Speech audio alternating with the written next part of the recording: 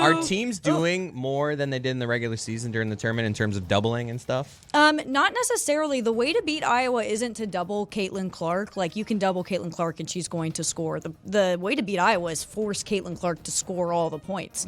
Iowa has a better record when Caitlin scores less points and the supporting cast scores more. I believe Iowa has a losing record when she scored over 40 or 50 points, because if you isolate Caitlin, she can score 50 points a game, but she can't score 100. She can't score 90, and that's no shot to her.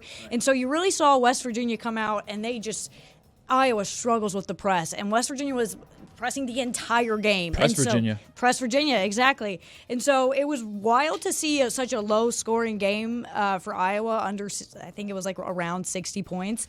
It was tough. It stressed me out quite a bit, but I will say one of the coolest things ever is Rose and I kept her phone on like a little decibel tracker the entire time. Oh, yeah? It got up to, I believe, 115 decibels in the arena. 110 with booze at one point, and I thought that was very special. What do you make of all the hatred online going towards the team, which is saying the referees are responsible, the calls aren't on both sides? They did have a lot of questionable calls, but what do you make of that? I would say that, one, people get mad at me. I didn't call the game. So I don't know what you want me to do. That was not my job.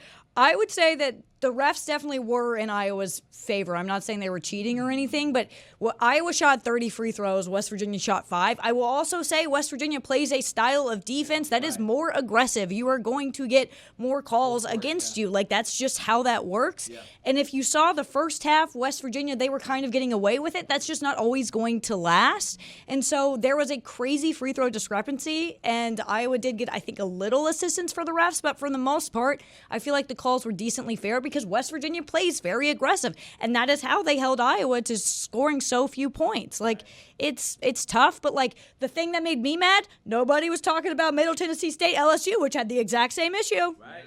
And our coach isn't getting any article written about her in the Washington Post. Talk about it, sis.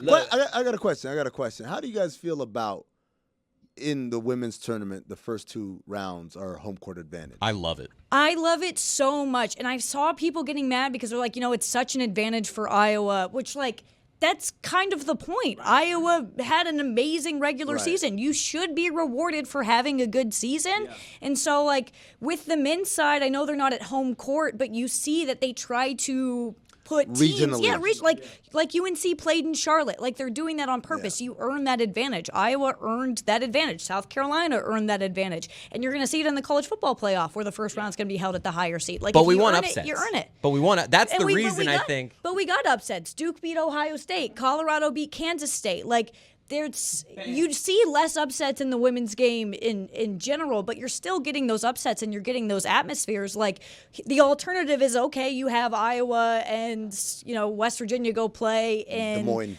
in Des Moines, or even worse, like, sometimes it doesn't work out and they're in Spokane, Washington, and now instead of having a sold out game where you're reaching decibels in the hundreds, you have a 75, 50% full crowd. Like, it's just, you earned home court advantage. I love it. Right, and I'm pretty sure West Virginia's coach, when they got off the bus, they told him, look, we going in here to Caitlin Clark's final game in Iowa. It's not going to be pretty. Sometimes we're going to be 5-on-7 with these referees, but we're going to have to persevere. And to their credit, bro. That's a great coach's speech right there, by the way. 5-on-7 is classic. What happened to the third ref? The third ref is cool? Yeah, he cool. He's cool. But he's neutral. You don't know. Right, but for them to show that perseverance, much hats off to West Virginia to going into that atmosphere and actually performing that well. They were so good, and like the press works well against Lisa Bluter. It works well against Iowa. They planned appropriately. I do think the West Virginia coach made a mistake by singling out Caitlin Clark before the game, giving some big speech to boosters of how we're going to send her packing. Right. Know who you're messing with, man. Caitlin's going to take all that very personally.